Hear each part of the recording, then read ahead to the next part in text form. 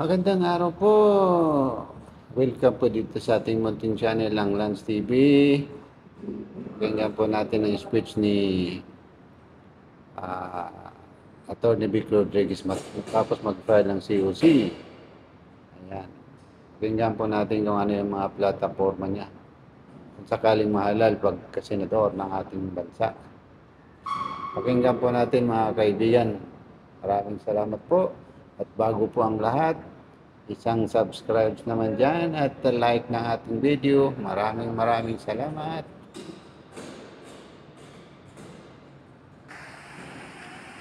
Magandang araw po sa ating lahat. Sa aking paghain ng aking kandidatura ay formal at opisyal na ho akong aplikante ninyo sa pagkasenador.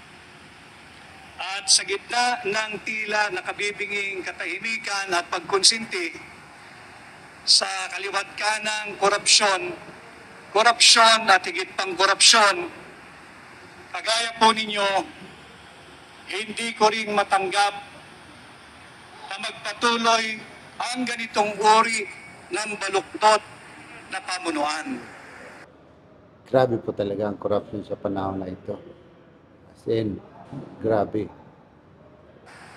Kung kaya nadinig ko at tumugon ako sa pag-iusap ng ating mga overseas Filipino workers at tumugon ako sa hamon ng hakbang ng maisog na pamunuan ang tunay na oposisyon.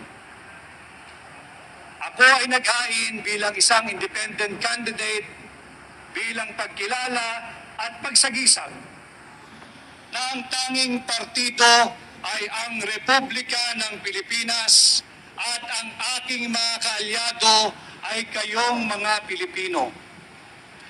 Ipagpapatuloy ko ang mga advokasya ng hakbang ng maisog, calling for transparency, accountability, peace and security in governance. At bagamat mabigat ang landas na tatahakin, panatag po ang aking kalooban na higit na mas nakararaming Pilipino ang kasama ko dahil alam ko kayo ay pagod na. Sana nga po may halal po kayo at iboto po kayo ng taong bayan sa darating na halalan ngayong 2025. Sa korupsyon, sa droga, at marami pang korupsyon. Kaya't halina, samahan po niyo ako tungo sa good governance and war on corruption. Let us not give up on our nation. Let us not give up on the Filipino people. Let's not give up on our fight against corruption. Thank you very much. Oo naman po, hindi natin pwedeng i-give up yan. Pilipino tayo. Kaya tuloy lang din ang laban. Sana nga po, matulungan ka rin maihalal. Thank you, sir. Are there questions from the media? Yeah, go ahead. Inquiry.net, John.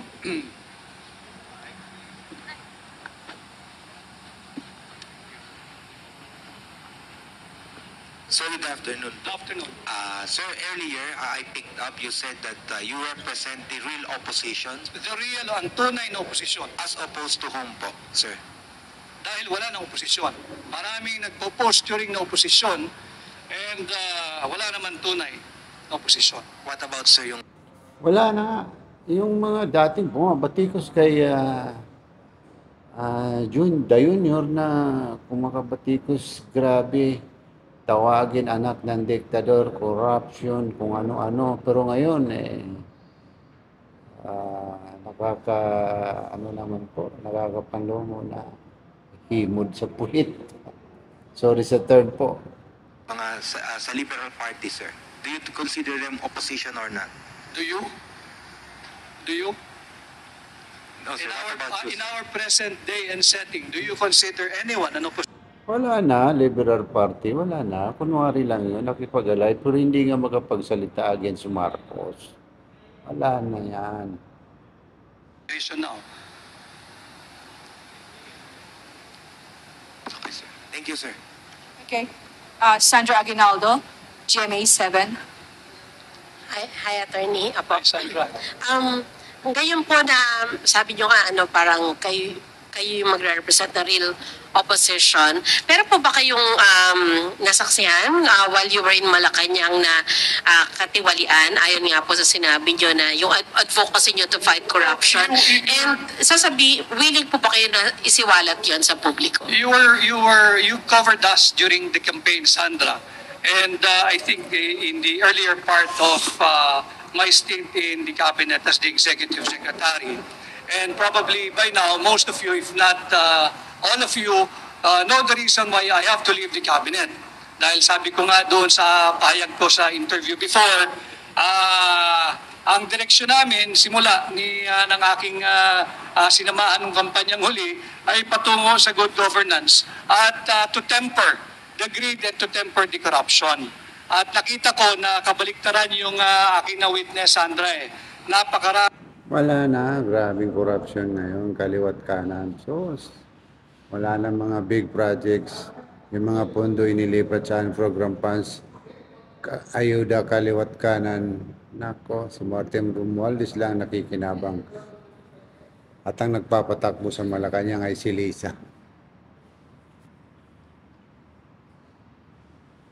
Counterflow at iba yung direksyon nila. Ayaw nila nung to temper the greed, to temper the corruption.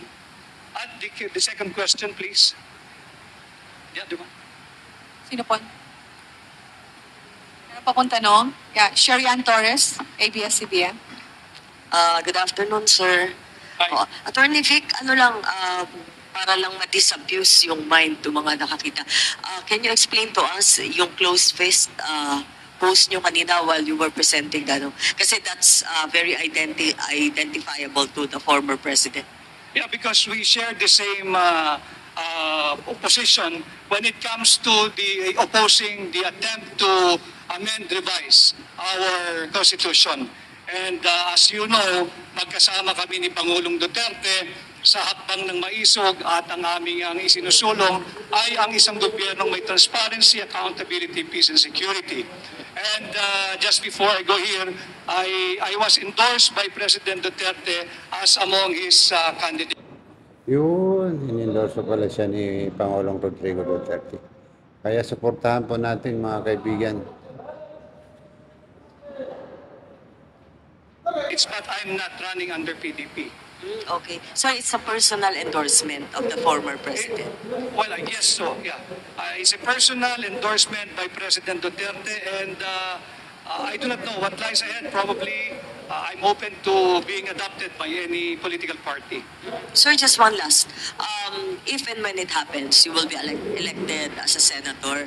What role are you going to play, or what role are you going to adopt inside the chamber? Will you be part of the so-called opposition? Are you going to expose what you've seen when you were still inside the cabinet? Not only what I've seen when I was inside the cabinet, but I think the more important thing that we should all oppose, whether elected or not, whether ordinary Filipino, sa tingin ko, dito magkakasundo tayong lahat, yung talamak na korupsyon, at higit pang talamak na korupsyon. And when Grabe po talaga. Korupsyon kaliwat kanan. Nako. Kawawang bayan. I will be blessed by the mandate of the Filipino people. This is the role that I'll be playing. And if I have a way, if I can make enough alliances, we'll do away with resolution number 1, authorizing liquidation by certification. And would that be, is it also safe to say that if you are going to be allied with, for example, with the majority bloc, you will try to get the Senate Blue Ribbon Committee? I will never be allied with the majority bloc. I am running because I took up the challenge to lead the real opposition. Are there any more questions? Okay. Wala. Okay. Ian from Philstar.com. Pakipasa lang po ng microphone sa likod. Salamat.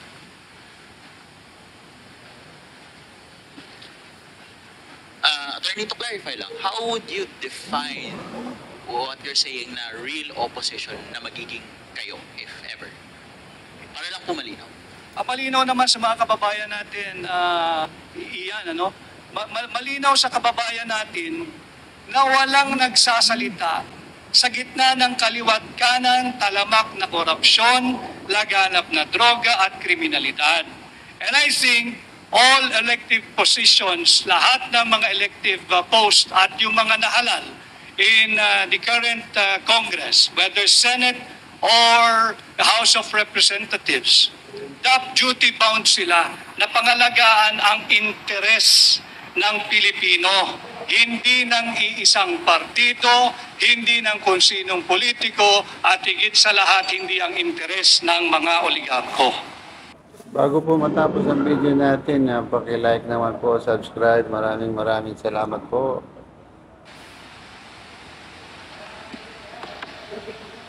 One last question from Rockler, Dwight. Sir, you say you're fighting corruption. What can you say lang to people who might get the impression that it might be contradictory kasi you're now allied with a former president whose administration was also plagued with allegations of corruption? And to Sana po lahat ng oposisyon, PDP laban, yung PDP laban lineup, Congressman Marcoleta, isama po natin si dating Governor Chavez Singson, si Vic Rodriguez, Atty. Vic Rodriguez. Ayan po, isama po natin yan. Tulungan po natin manalo sa darating na halalan. Maraming salamat po. follow na rin, anong masasabi nyo sa ongoing congressional investigation patungkol sa mga supposed anomalies na nangyari sa naharang administrasyon? Yung korupsyon, hindi yan inimbento ng kasalukuyang administration. Hindi rin yan inimbento ng administration ni Pangulong Duterte and the administrations before him. But ibang usapan na lalo mo pang palalain ang korupsyon sa iyong termino. As to your next question, what is mine? What is your view of the current congressional investigation that deals with the supposed anomalies that took place under the presidency of the former of Rodrigo Duterte? Let the axe fall where it may. And I think even President Duterte is very emphatic about it. If you have something against him, file it in the case within the jurisdiction of the Philippines. Ma'am, last question. Sir, last question lang. Ano po yung current relationship niyo with President Bongbong Marcos? When was the last time you talked? Does he know that you're running? No. Hindi na kami nakakapag-usap ni Pangulong Marcos. Ang huling usapan namin, I think, September of 2022. At hindi ko kinakailangan magpaalam kahit kaninong politiko sa aking desisyon na katawanin. Oo naman, siyempre. Tunay na oposisyon at ang interes ng mamamayang Pilipino.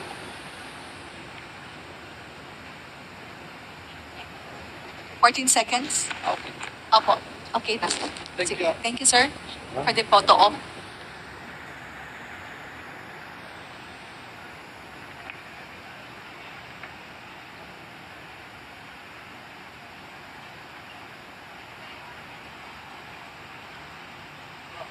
Maraming salamat po sa panonood.